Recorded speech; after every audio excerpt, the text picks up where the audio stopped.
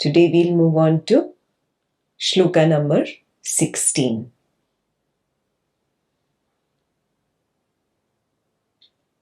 Tasmat tyajit karyam asheshatah sudhir vidya virodhana samushchayo bhavet atmano sandhana parayana sada nivrita sarvendriya vritti gochara. The direct seeing will be done later. Right now we'll just do the translation. The translation says, surrender action totally for the sake of purity. As action contradicts knowledge and their combination is not possible. So we did this already in the past few verses, that karma and jnana, they cannot be combined. Till the time you attempt to combine them, you're going to be stuck. They contradict each other. Their combination is impossible. That is why you surrender one. And which one would you surrender? Obviously, karma, so that you can progress in jnana. That is what the translation of the first line is. The second line is, be engaged in contemplation upon the self wholeheartedly. And how do you do that? The last part says, quiet all activities of the senses and the mind. So this is the translation. Dvaitam Path is saying, surrender action. What is it implying? Means do not act. What does do not act imply? That action is in my control. The starting point of the Dvaitam Path or of Karma Yoga is wrong. That it's saying, do not act as if action were in my control. You see the flaw here? Action is not in my control. The body appears to be acting. It's only an appearance. There is no action happening. But at Karma Yoga level, the spiritualist is not able to see this. And Dvaitam Path does not even take him further than that. On the Dvaitam Path, they say, oh, God will take care of everything. Guru will take care of everything. The universal energy will take care of everything. You do not act, or you drop your action, or you drop the result of the action. Everything implies that you are in control of the action. And that is why the struggle continues on that path. Because from within, you have believed that I am acting. I want to act. And then you are saying, no, I should surrender. So I should not act. So this continuous tug of war does not let the Karma Yogi be stress-free. Have you realized this?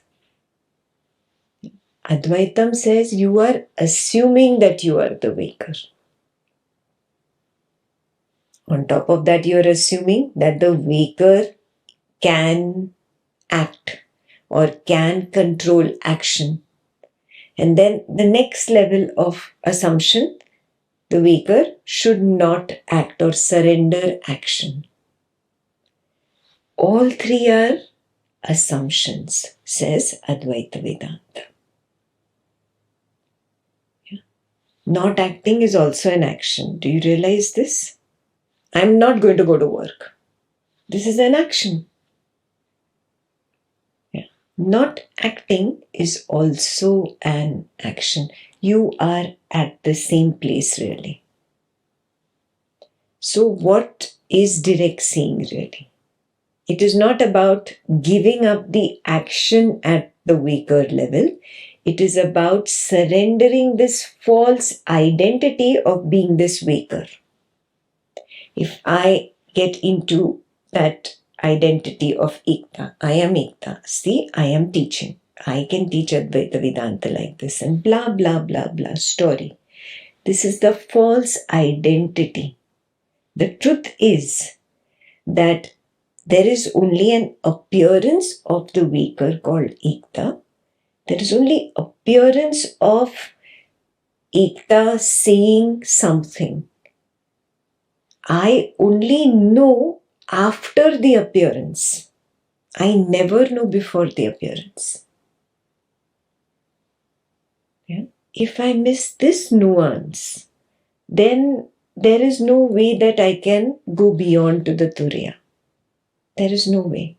This is the most important thing. It's subtle, it's intricate, and it has to be seen in the moment-to-moment appearance of the waker. That right now suddenly the waker appeared. Oh, the waker is not. Something else is appearing. Maybe a thought is going on. And then that is not. So this clarity needs to be there in every single appearance of the waker. Homework number 1 for you. Do I recognize the appearance and disappearance of the waker? And the action is only an appearance. Do I recognize that appearance of action and disappearance? Appearance and disappearance. Am I there yet? Then the next level of contemplation is, do I recognize that that action was never known by me? Suddenly the waker appears, the action appears, then I falsely claim the action in retrospect. If this recognition is clear of how I ignorantly claim the action in retrospect, it will be clear that it is not in my control. It happens, then I know. If the appearance of action happens first and knowing of the appearance of action happens later, how can I surrender this action? Do you see that? This is a very subtle and intricate thing. So Advaita warns that don't confuse yourself. Just don't confuse yourself. See the truth as it is. Have the courage to accept the truth as it is. There is appearance of the waker and appearance of the action of the waker. I know after it appears. If I know after it appears, there is no question of surrendering that which is already in motion.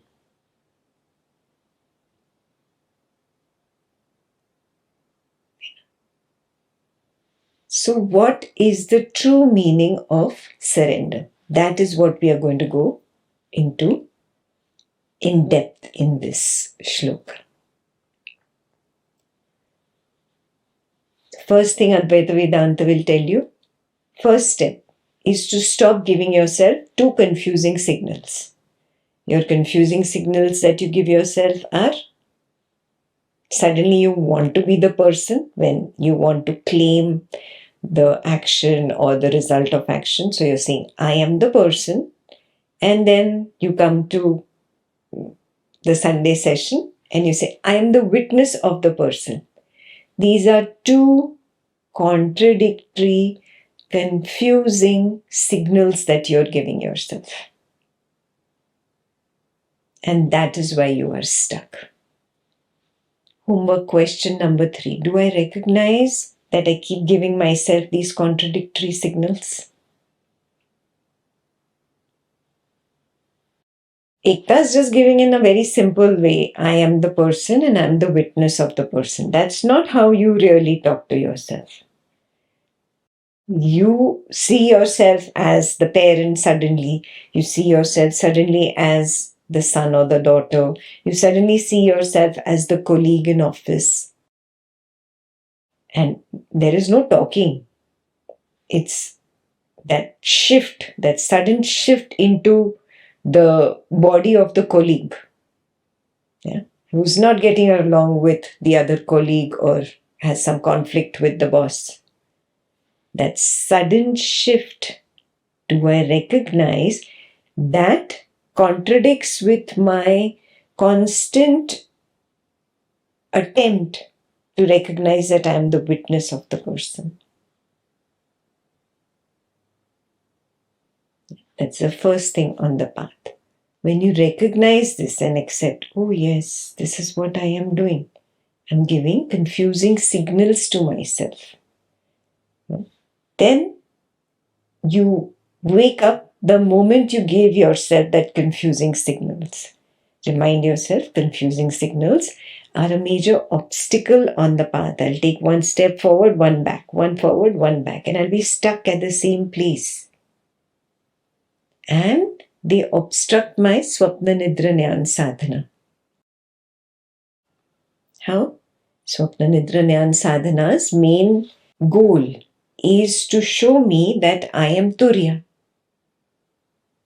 On one hand, I want to recognize I am Turiya. On the other hand, I want to do material world action. I want to do spiritual practice. And then I want to cage myself as the waker. Again, it is opposites, no? Contradictory or confusing signals given. I am the waker, I am Turiya. I am the waker, I am Turiya. I am waker, Turiya. You're confusing yourself. So, step number 1. Am I giving myself confusing signals? And your Swapna Nidra Nyan sadhana will give you the testimony. If you're not recognizing yourself as Turiya, that means you're giving yourself confusing signals. Surrender in the English language is different from what it means in direct seeing.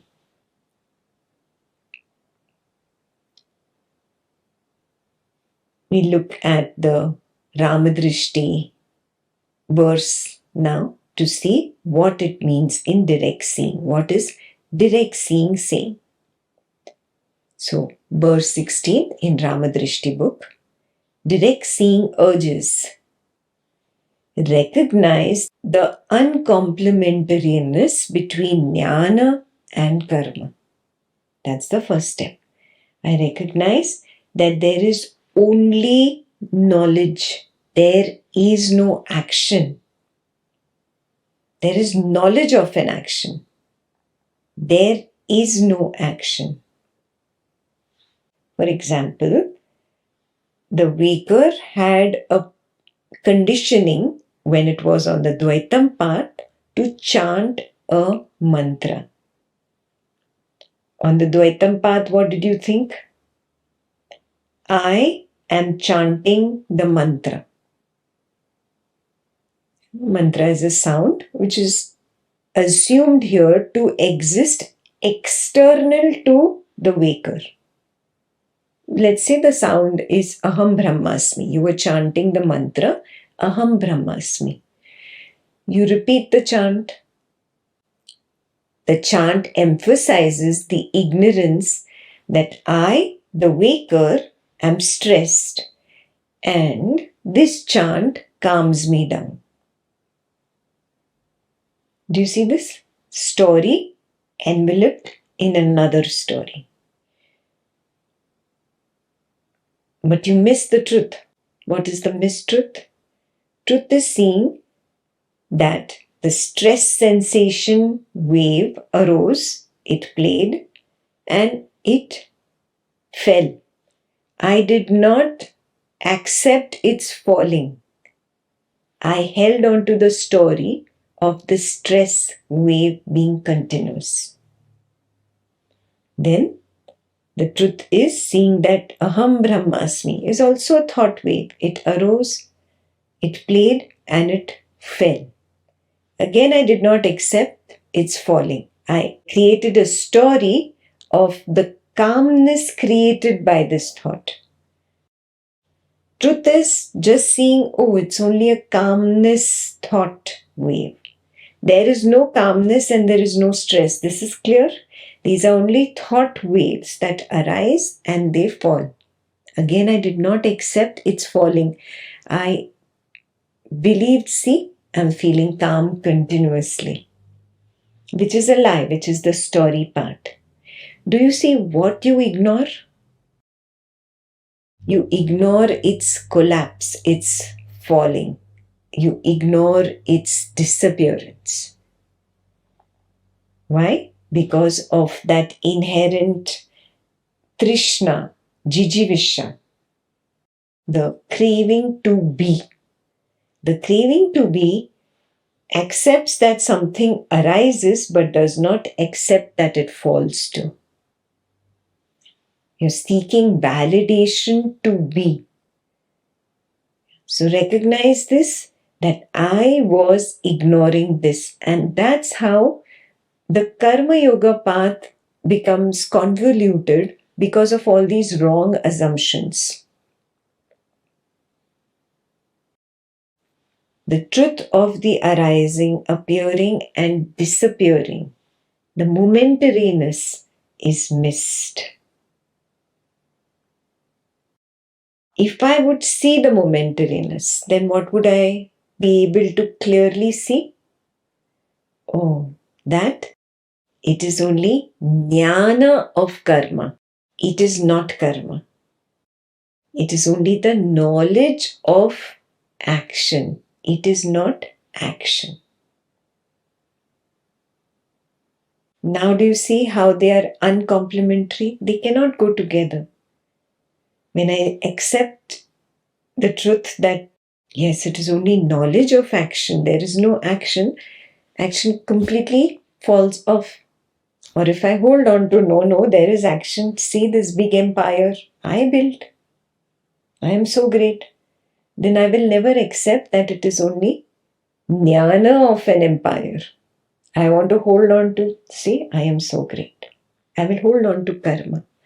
So they cannot complement each other. Truth is seeing that karma is not.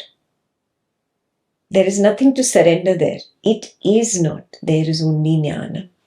There is only knowledge of an action. So whatever you did in the past on the Dvaitam path, you attempt to recognize, okay, I chanted this mantra. Did I miss it? That there is just that Aham Brahmasmi wave that comes and goes.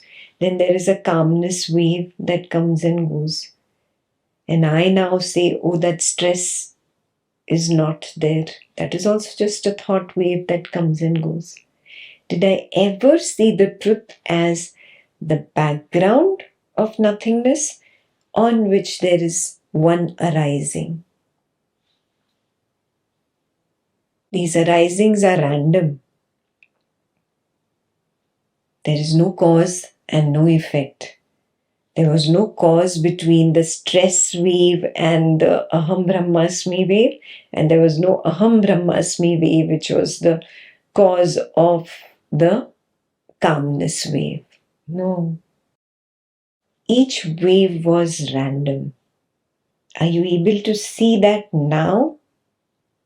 After coming the entire path from ignorance to knowledge? That is the next homework question for you.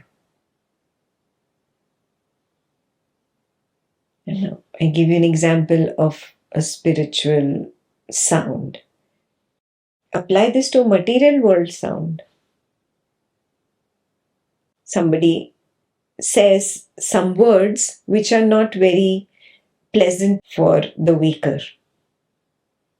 I'll take an example. Suppose I become Ekta. I assume the identity of Ekta. Spiritual participants address Ekta as Didi. Didi means sister in English. Merely a sound, just a sound wave with zero meaning. Zero meaning. If I get attached to this waker called Ekta and I develop an attachment to the word Didi, I am converting that zero into illusory one. It is actually simply sound. I have attached some attraction to the appellation or the title Didi. What will happen when the grey hair appear? The title Didi progresses from Didi to Amma. It transforms from sister to mother. And if I'm very attached to the waker, there will be a poke to the Didi wave, which is now replaced by the Amma wave. Do you see that? That poke kindles agitation. Why? Again, that jijivisha, the craving to exist, to be, does not like change. Change implies arising of a wave and falling. So there is that gap. That gap is not tolerated by the jijivisha. I give you a simple material world sound that affects you. Apply it in your personal examples. Aham Brahmasmi is a sound and Amma is a sound. Attachment to both keeps one bound to the waker in the waking state and prevents one from realization of being Turiya. Next homework, write down for yourself. Do I get attached to such silly, small, petty zeros of the waking state? Could be a sound, it could be sight, it could be taste, it could be touch, it could be smell, or a thought about sight, sound, smell, taste, touch, or a feeling, or a sensation.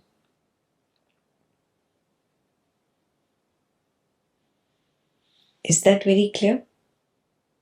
There should be a clear recognition that sound is only a wave, or sight is only a wave, smell, taste, touch is only a wave that appears and disappears.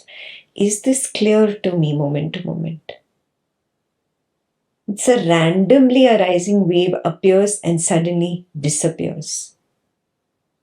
There is no cause, there is no effect, there is no story.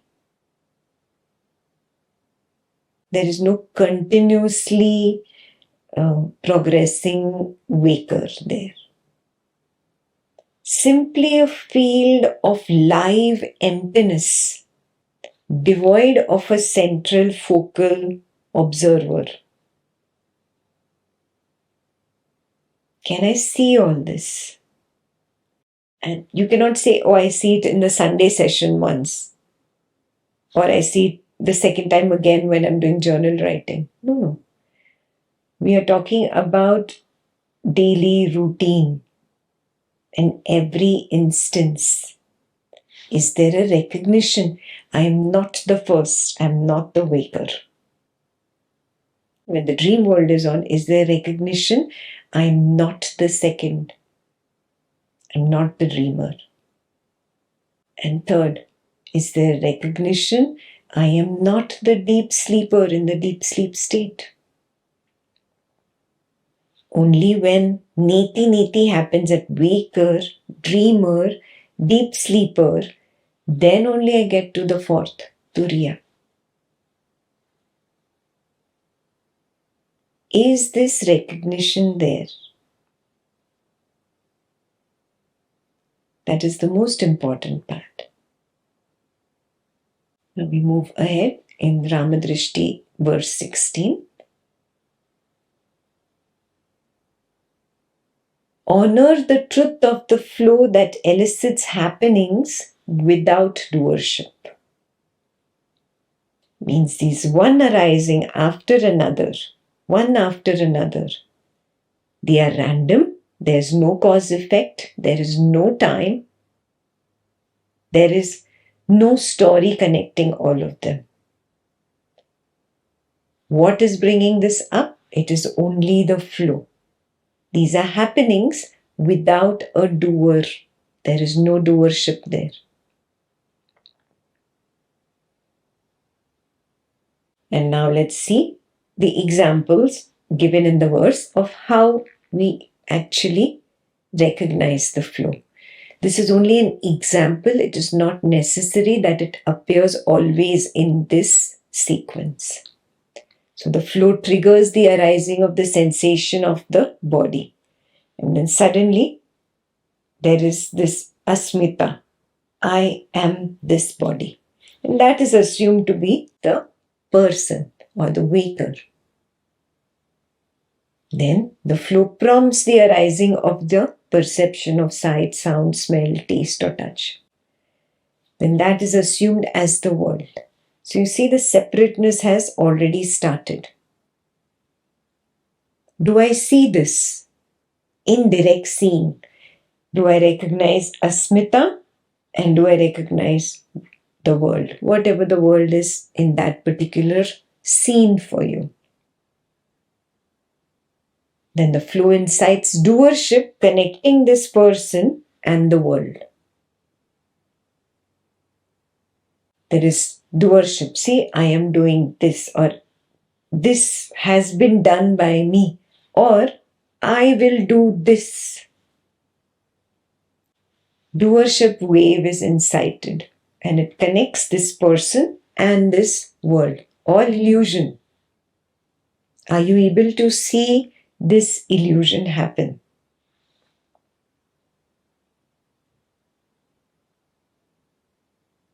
If you see this very clearly, all you have to recognize is it is jnana. It is not karma. There is no action here. There is only jnana of action. There is only knowledge of an action. When you recognize this, you acknowledge this, that there is only the knowledge of an action. There is no action there. That is the meaning of honoring the flow. I honor the flow. That is what the next line says. Honoring the flow, graciously renounce the assumptions of 1. Being the doer, 2. Doing an action, and 3. Being the experiencer of the world. These are assumptions. I suddenly got into the personhood and I assume there is a world in which action is to be done, and I assumed either I did the action or I'm doing it or I will do the action. This whole thing happened in an instant, in a flash. I don't have to renounce action because action itself is just the jnana of action, not action really. What I have to graciously renounce is the assumption of being the doer, the assumption of doing an action, and the assumption of being the experiencer of the world. And how can this be done? Simply turn inwards towards that backdrop. Simply turning inwards away from the illusion. For example, right now, Ekta sitting in front of you, giving the Advaita Jnana, is an illusion. Suddenly there is the sound of Ekta arises and it falls. Then there is the sight of Ekta, it arises and falls. Both are not together. But see how you are connecting the story of every sound wave and sight wave, and assuming I continuously am seeing Ekta and hearing Ekta speak about this Advaita Jnana. Do you recognize that subtle story making? That subtle story is the illusory arisings that are spoken about here. Turn inwards towards the backdrop of these illusory arisings. Right now, are you able to turn inwards? Turn inwards towards the backdrop of the illusory arising of sound and sight of Ekta conducting the Advaita session.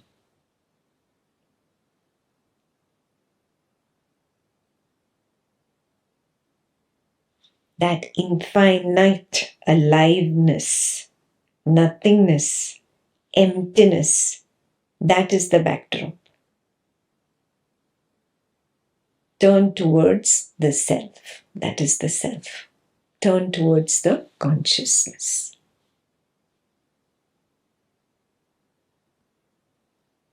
So exactly what we did right now, the turning away, that is a natural surrender. It's a natural surrender. For example, till the time you were a little girl or a little boy, you felt that your toys were real.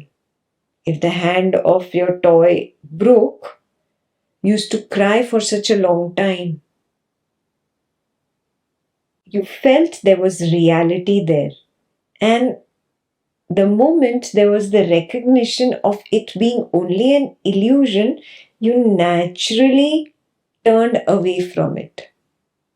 Yes, that is what I mean by natural surrender. It is a natural surrender of the compulsion to assume to be the waker.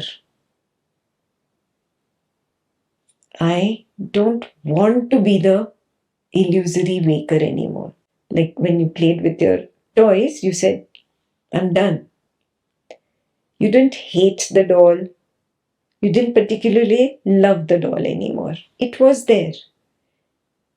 You had become free of the compulsion to assume to be the little girl or the little boy who plays with toys. This is a natural product of Turiya Jnana. It is not an action that you do. Is this clear? Turiya Jnana, the wisdom of being the fourth. The wisdom of being not the first, not the second, not the third, but the wisdom of being the fourth is Turiya Jnana. The natural surrender of the urge to identify as the first or the second or the third happens automatically.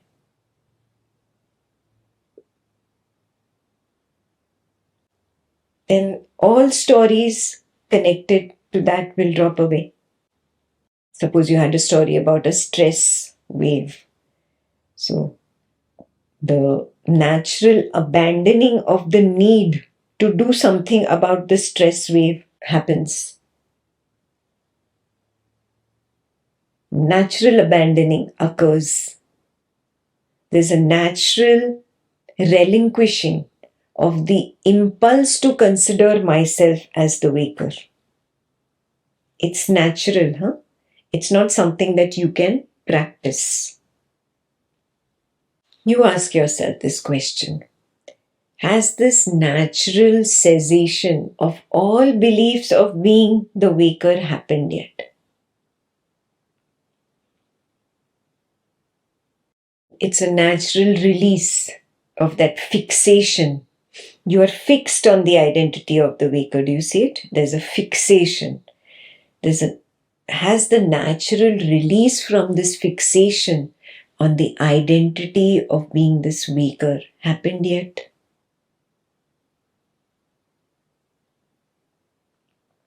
Am I able to confidently reject the role of the waker?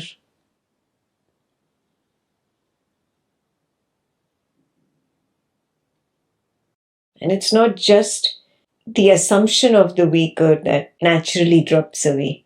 It's also that you dismiss that drive of being acknowledged as the weaker by another one. I dismiss this. I'm not interested in being acknowledged as the weaker. All these happen naturally. That is the meaning of surrender here.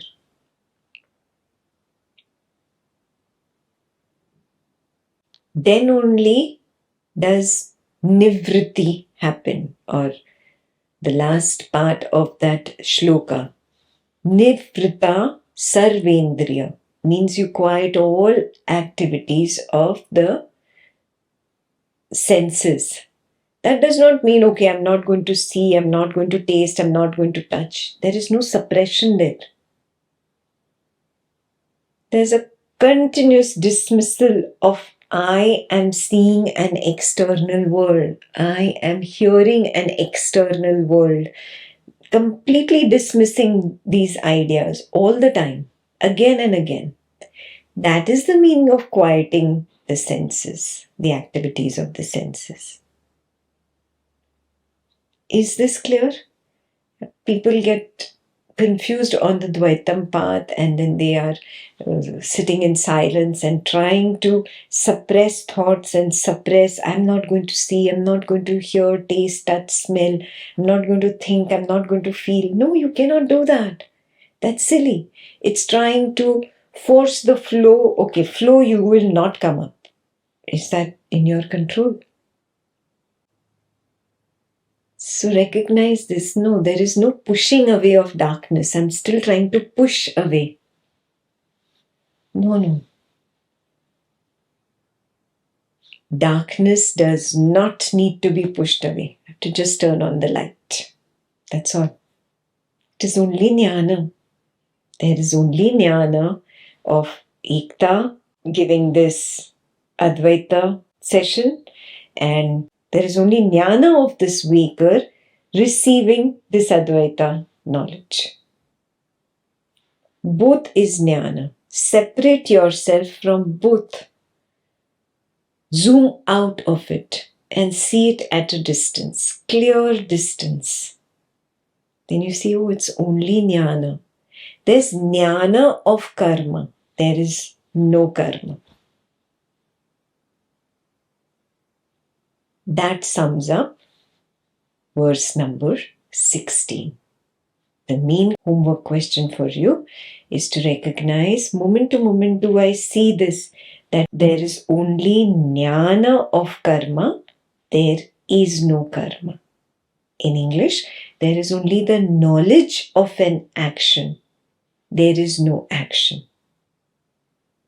There is only appearance of an action, there is no action. And we've gone one level higher than the previous verse. Do I see this or not yet? Okay. That completes verse 16.